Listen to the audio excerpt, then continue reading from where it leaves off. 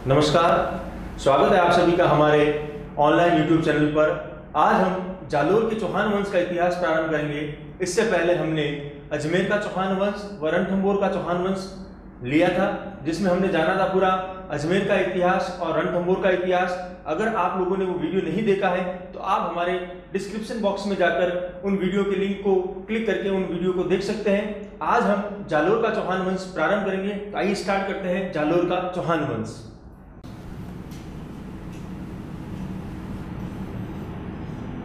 जालोर का चौहान वंश। सबसे पहले अगर हम बात करें जालोर की, तो जालोर की कुछ हमें प्राचीन नाम देखने को मिलते हैं। सबसे पहला नाम हमें देखने को मिलता है इसका जाबालीपुर। जाबालीपुर प्राचीन शिलालेखों या मुख्य रूप से मैं बात करूं तो बिजोलिया शिलालेख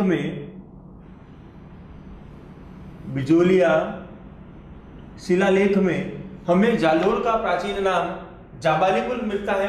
यहां पर जाबाली नामक एक ऋषि रहा करते थे, उन्हीं के नाम पर इस क्षेत्र का नाम जाबालीपुर पड़ा, जिसे हम वर्तमान में जालोर के नाम से जानते हैं।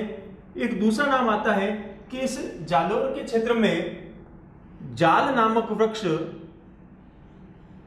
बहुतायत में पाए जाने के कारण और उनकी चारों तरफ से एक सीमा बन चुकी है, इसलिए इस क्षेत्र को जालोर कहा जाता है। जाल जो हो गया जाल का वृक्ष और का मतलब होता है परकोटा या सीमा, और इन्हीं दो शब्दों से मिलकर बना है जालोर, जिसे वर्तमान में जालोर के नाम से जाना जाता है। अब हम बात करें कि जालोर के अंदर जालोर दुर्ग का निर्माण किसने करवाया, तो अगर हम दुर्ग की बात करें तो जालोर जो था वो मध्यकाल के अंदर गुर्जर प्रतिहार शासकों के अधीन था। यहां पर जो शाखा थी वह थी गुर्जर प्रतिहार वंश के राजाओं की शाखा थी, और जालोर दुर्ग का निर्माण नागभट्ट प्रथम ने करवाया। अगर हम बात करें जालोर दुर्ग की, तो जालोर का दुर्ग जो है या जालोर जो है वह सुगड़ी नदी के किनारे स्थित है। और अभी कांस्टेबल के एग्जाम के अंदर पूछा गया था कि जालोर दुर्ग जो है वो किस नदी के किनारे स्थित है, तो जालोर दुर्ग जो है वो सुगड़ी नदी के किनारे स्थित है। जालोर दुर्ग गिरि दुर्ग की श्रेणी में आता है, गिरि दुर्ग की श्रेणी में आता है। और अगर हम बात करें इस जालोर दुर्ग के उपनामों की, तो जालोर दुर्ग के जो उपनाम आते हैं, एक आता है सुवर्णगिरी,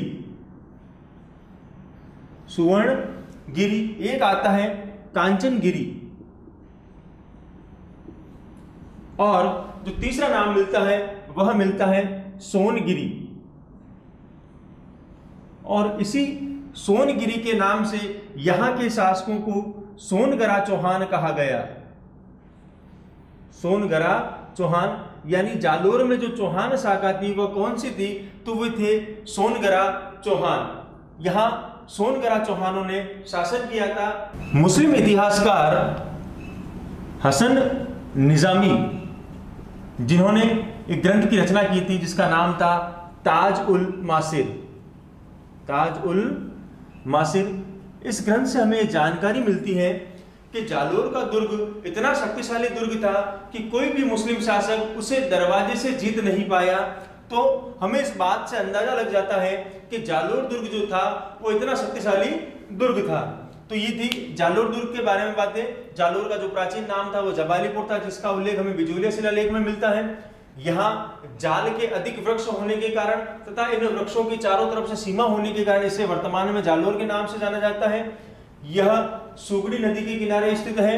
यहाँ प्रारंभ में गुर्जर प्रतिहार वंश की शाखाएं थी, और यहाँ के शासक नागभट्ट प्रथम ने जालोर दुर्ग का निर्माण करवाया। जालोर दुर्ग जो है वह गिरि दुर्ग की श्रेणी में आता है। इसके अन्य नामों में सुवर्णगिरी, ध्यान रखना इसे सुवर्णगिरी कहा जाता है।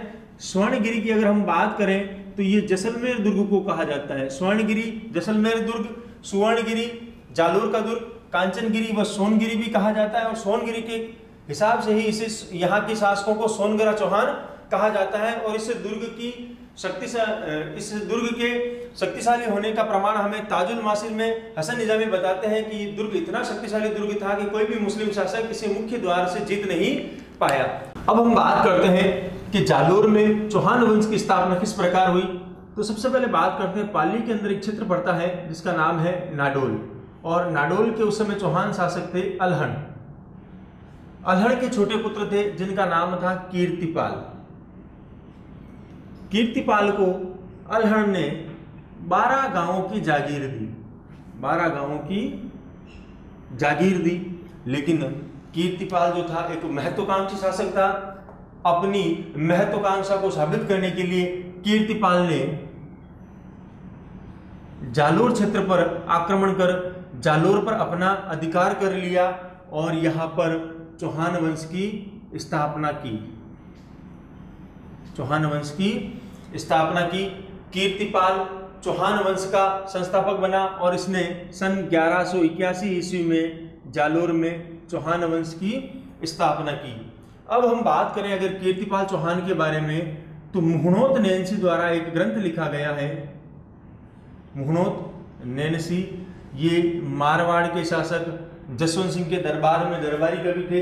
इन्हें राजस्थान का अबुल फजल और मारवाड़ का गजेटियर नामों से भी जाना जाता है। मुहनोत नैनसी ने एक ग्रंथ लिखा था जिसका नाम था मारवाड़ परगनारी विगत, और दूसरा ग्रंथ लिखा था नैनसिरी ख्यात।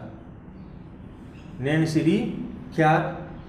इस नैनसिरी ख्यात नामक ग्रंथ में हमें ये जानकारी मिलती है कि कीर्तिपाल को मुहनोत नैनसी ने कीतु एक महान शासक की उपाधि दी। यानी मुहनोत नैनसी ने अपने ग्रंथ नैनसिरी ख्यात में कीर्तिपाल को कीतु एक महान शासक की उपाधि दी। और मकराना शिलालेख से हमें ये जानकारी मिलती है कि जो कीर्तिपाल चौहान था वह शैव धर्म का संरक्षक था।